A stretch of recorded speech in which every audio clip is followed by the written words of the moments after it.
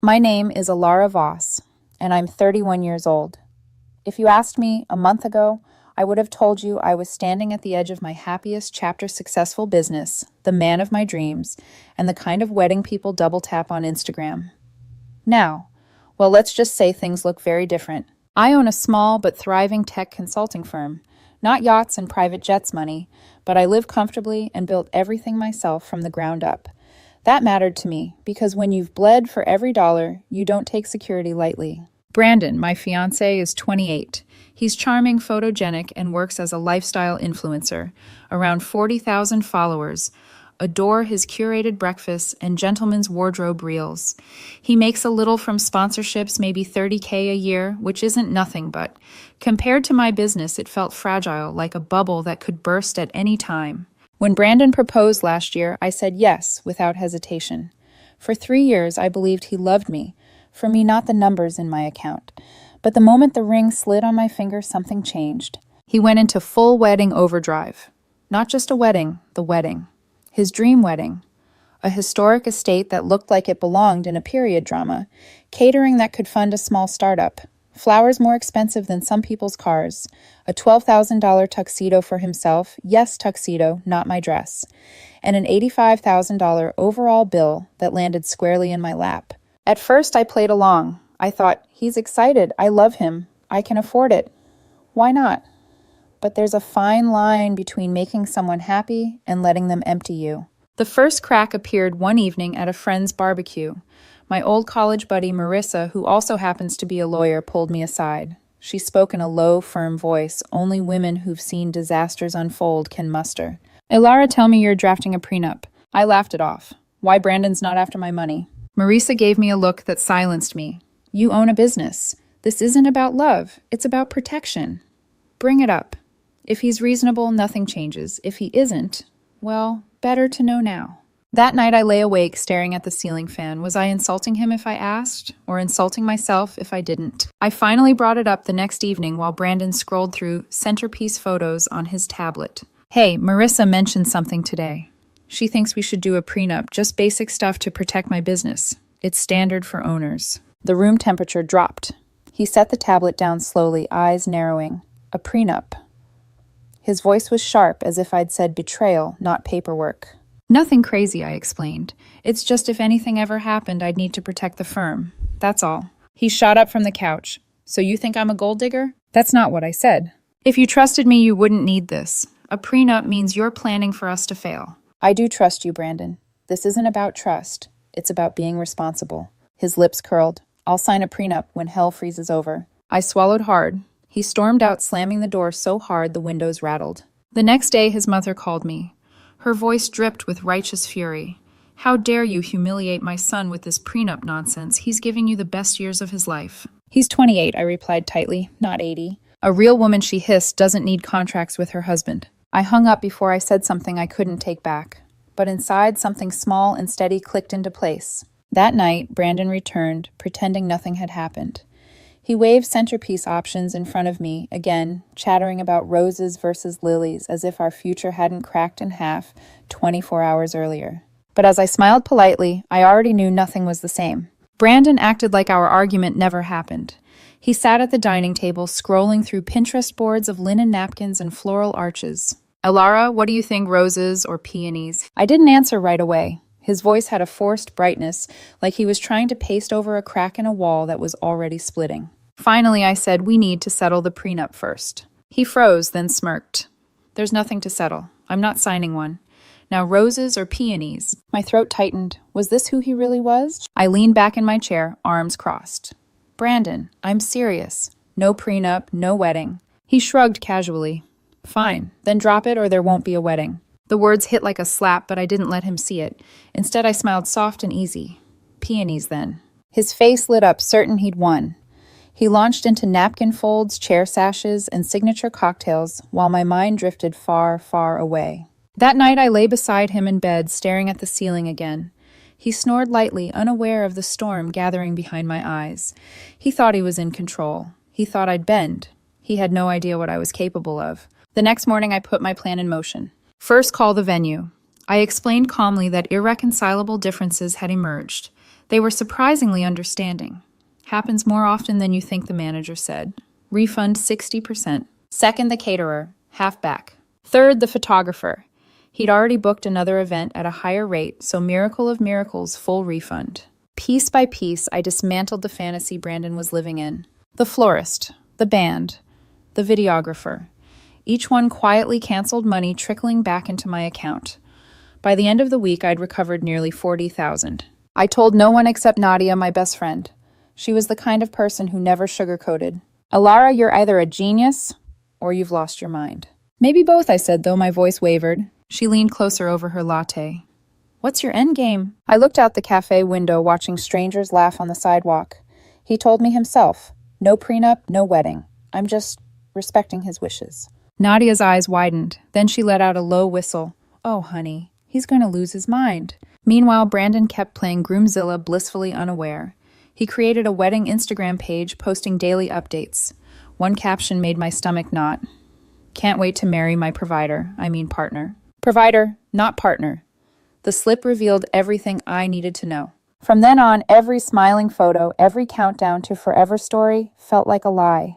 I stopped giving opinions about menus and playlists. When he noticed, he tried to prod me. You haven't asked about the food tasting, he said one night. You said you had it handled, I replied flatly. But you usually have opinions. You usually ignore them, I said, forcing a sweet smile. So I figured I'd save us both the trouble. He squinted at me, suspicion flickering across his face, but let it go.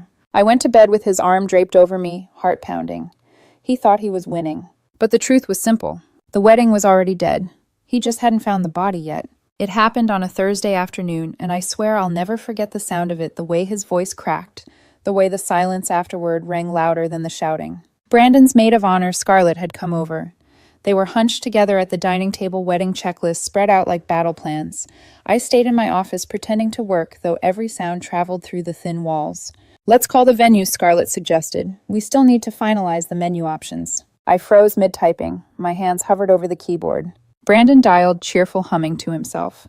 Hi, this is Brandon Voss. Well, soon to be. We're finalizing for June, and a pause. Then his voice rose. What do you mean? Canceled. Scarlett frowned. Canceled. That's impossible. The voice on the other end spoke clearly enough for me to catch the words drifting through the door. Mr. Voss called personally 3 weeks ago. We processed the partial refund already. My pen rolled off the desk. What? No, put it back. Rebook it, Brandon snapped. I'm sorry, sir, the manager said. That date has been rebooked. We have availability next year. Click. The shriek that followed could have registered on seismographs. Scarlett's chair scraped back. Alara Brandon stormed into my office, his face blotched red. What did you do? I swiveled in my chair, slowly, deliberately calm. I canceled the wedding. His jaw dropped. You can't do that. The wedding is in 4 months. Correction, I said softly, was in 4 months. You canceled my wedding. Our wedding, I corrected, which you said wouldn't happen without a prenup. I simply respected your conditions. I didn't mean literally. His fists clenched at his sides, trembling. Then what did you mean, Brandon? That I should shut up and pay for everything while you refused a basic legal protection. His lips moved soundlessly. Scarlett shifted awkwardly in the doorway, but didn't step in. Brandon's voice cracked into a high pitch. You ruined everything, the photographer. Canceled, I said. The band? Gone. The flowers? Refunded. He grabbed the edge of my desk, knuckles white. My tuxedo. I almost laughed. Still yours. Your mother paid for that one, remember? His eyes filled, but not with sadness, with rage. You can't just cancel someone's dream wedding. I can cancel an $85,000 event I'm paying for, yes. His face twisted and he began pacing. This is blackmail. This is your manipulating me. No, I said. These are consequences. You said no prenup, no wedding. I listened. He let out a strangled cry, shoving papers off my desk. Scarlett tried to touch his arm, but he jerked away. You think you've won. His voice cracked again. You think people will take your side when they find out what you did. I leaned forward, folding my hands calmly. Brandon, people will find out the truth, and that terrifies you more than losing me. For a second, I thought he might throw something. His chest heaved, his eyes glistened. But instead, he stormed past Scarlett and out the front door, the slam rattling the glass. Scarlett lingered, looking at me with something almost like pity. She whispered, You've just made an enemy for life. Then she left too. The house fell silent, except for my own heartbeat thudding in my ears. I closed my eyes, inhaled, and whispered into the emptiness. So be it. Brandon didn't come home that night. By morning, word had already reached his parents. His mother, Deirdre, called before I'd even poured coffee. Her voice was sharp enough to cut glass. You humiliated my son. How could you destroy his future like this? I didn't destroy anything, I said flatly. He refused a prenup. That was his choice. A prenup is insulting, she snapped. He loves you, and you repay him with contracts and ultimatums. Shameful. Then you can pay for the wedding yourself, I replied and hung up. That was the beginning of the siege. By noon, Brandon's cousins, old friends, and even strangers I'd never met were filling my DMs. How could you do this to him? He loved you, and you broke his heart. Financial abuse is still abuse. One even wrote small-minded, small-hearted, small everything.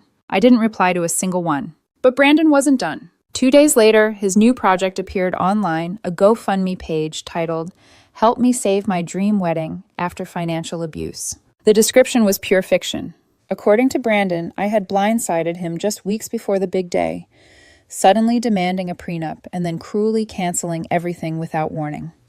He painted himself as a man betrayed, devastated, and traumatized. The goal, $50,000. In 3 days, he raised $1,247, most of it from his mother and aunt. But the internet isn't kind to liars for long. The comments turned brutal fast. Maybe just sign the prenup. Why should we pay for your wedding? Sounds like you wanted her money, bro. Team Alara. Someone even posted screenshots of Brandon's earlier Instagram captions, like the one where he called me his provider. The hypocrisy burned him alive in the comments section. By day 4, the page vanished. Deleted. Dirty little digital secret swept under the rug. I watched all of this unfold in silence. Sitting at my desk, scrolling through threads, my reflection ghosting across the phone screen. My face betrayed nothing. But inside, a storm brewed. Every lie he spread, every message his family hurled at me, only sharpened the truth. Brandon wasn't mourning me. He was mourning the loss of access to my accounts, my security, my name. And the world was beginning to see it too. Still, I knew him well enough to understand he wouldn't give up here. The next strike was coming, and I was ready for it. 3 nights after the GoFundMe debacle, Brandon showed up at my door with his parents in tow. His jaw was tight, his mother hovering behind him like a shadow. Alara, he said stiffly, we need to talk. I folded my arms and leaned against the doorway. About what? The prenup, he admitted. His mother touched his arm as if guiding him through a performance. Fine, I said, talk. He straightened, as if rehearsed. I'll consider signing, but only with conditions. I raised an eyebrow. I'm listening. 1, he said, holding up a finger. The prenup expires after 5 years. No, I answered immediately. You didn't let me finish, he snapped. 2, if we divorce, I get the house. I almost laughed. The house I bought before I even met you? Absolutely not. His mother stepped forward. Be reasonable, Alara. A wife deserves security. I ignored her and looked Brandon dead in the eye. Next condition. He hesitated, then blurted, 3. You give me a monthly allowance. 10,000. I blinked. Allowance. Are you applying to be my husband or my child? His face reddened. I have standards. And I have boundaries, I replied coolly. Original prenup. No add-ons. Or no wedding. His mother's tone turned syrupy. Think carefully, dear. You don't want to end up alone at 31. I smiled, slow and deliberate. I'd rather be alone than married to a parasite. The color drained from Brandon's face, replaced by fury. He slammed his fist against the doorframe. Then I'm not signing. You'll regret this, Alara. No man will want a woman like you. Maybe I said calmly, but at least I'll still have my business, my house, and my self-respect. His father, who had been silent until now, muttered something low and threatening. I know people who could handle this. I tilted my head, almost amused. Terry, you sell insurance. Sit down. Brandon's hands trembled, his eyes glossy with rage. This isn't over, he spat, then stormed down the steps, his parents trailing behind. The slam of their car doors echoed down the quiet street. I stood there a long moment, breathing in the night air. For the first time in weeks, I wasn't scared, I wasn't cornered, I was done. But I also knew him too well. Brandon's ego wouldn't let this be the end. He would come at me again, louder, dirtier, desperate, and the next battle would be public. It started with a tag. My phone buzzed relentlessly one Friday morning. Brandon had posted a long Instagram caption, his face artfully lit eyes, red as if he'd been crying, the kind of performance shot he lived for. The words below were venom, dressed in silk. I thought love was about trust. Instead, I was controlled, manipulated, and abandoned. Imagine being told your worth is nothing without a contract. Imagine planning your future only to have it destroyed by financial abuse. I gave her everything, and she gave me paperwork. He tagged me, publicly, for 40,000 people to see. I sat at my desk, the phone vibrating in my hand. For a moment, my chest tightened because I knew how quickly narratives can turn, how easily strangers believe the loudest voice. But fear passed, replaced by clarity. If he wanted a war, I had an arsenal. That afternoon, I posted a single photo, a screenshot of his text, "I'll sign a prenup when hell freezes over." Caption, his words, not mine. Next slide, his Instagram caption calling me his provider. Caption, interesting choice of words for a financially abused man. Final slide, the GoFundMe description he'd written, claiming our engagement had been weeks, not months, side by side with the timestamp of our proposal post 1 year earlier. Caption, facts over fiction. I didn't need to add anything else. The internet did the rest. Comments flooded in within minutes. Bro, you played yourself. Sign the prenup and shut up. Imagine fumbling a whole businesswoman because you wanted an allowance. Embarrassing. His carefully curated image shattered like glass. By nightfall, he'd locked his profile, deleting posts in desperation. But screenshots live forever, and the damage was done. I closed my laptop, the glow fading across my face. In the reflection of the dark screen, I almost didn't recognize myself, calm, unflinching, stronger than the woman who once smiled through his centerpiece arguments. While he spiraled in his parents' house, curled in the same childhood bed he once bragged about outgrowing, I sat in my own office, signing refund checks, rebuilding my plans. The war he started to destroy me had ended up unmasking him instead. And though he didn't know it yet, this was only the beginning of his downfall. Brandon never recovered, not from the cancellations, not from the public humiliation, and certainly not from the receipts. He tried, of course, he always did. First came the late-night texts dripping with desperation. "We can still fix this. I'll sign whatever you want. Don't throw away what we had." Then came the bitterness. "You'll die alone with your precious business. I hope your prenup keeps you warm at night." I didn't answer. Silence, I realized, was the sharpest knife. Eventually, his messages stopped. Word trickled through mutual acquaintances he was dating again. A crypto bro, someone said. A man with leased cars and promises of quick riches. They looked good together on Instagram, two people living in illusions. Meanwhile, I quietly rebuilt. The money I saved from canceled deposits went into a new project, something for me, not for appearances. A sleek home theater I'd dreamed about for years. The first night I sat there, lights dimmed, screen glowing, I felt a kind of peace I hadn't touched in months. Then months later, something unexpected. I met someone new, Liam, a financial analyst. Sharp, funny, unpretentious. On our third date over sushi, he said it casually. "I don't know if this is too forward, but when I get married, I'd want a prenup. Just smart planning, right?" For a second, I just stared at him. Then I laughed, a real unforced laugh I hadn't felt in so long. "Yes," I said, "smart planning." It wasn't about the paper. It was about the principle. About finally being with someone who understood that love and protection weren't enemies, they were allies. As for Brandon, last I checked, his social media was private, his follower count shrinking. His GoFundMe. The second one raised a grand total of $37. His mother still sends me the occasional venomous email from burner accounts, rants about how I ruined her son's life. I forward them to my lawyer. I don't even flinch anymore. Because here's what I've learned. When someone shows you who they are, believe them. Protecting what you've built is not unromantic, it's survival. And if the person you love loses their mind over a basic prenup, they were never really on your side to begin with. I leaned back in my theater chair, the glow of the screen reflecting in my eyes, and whispered,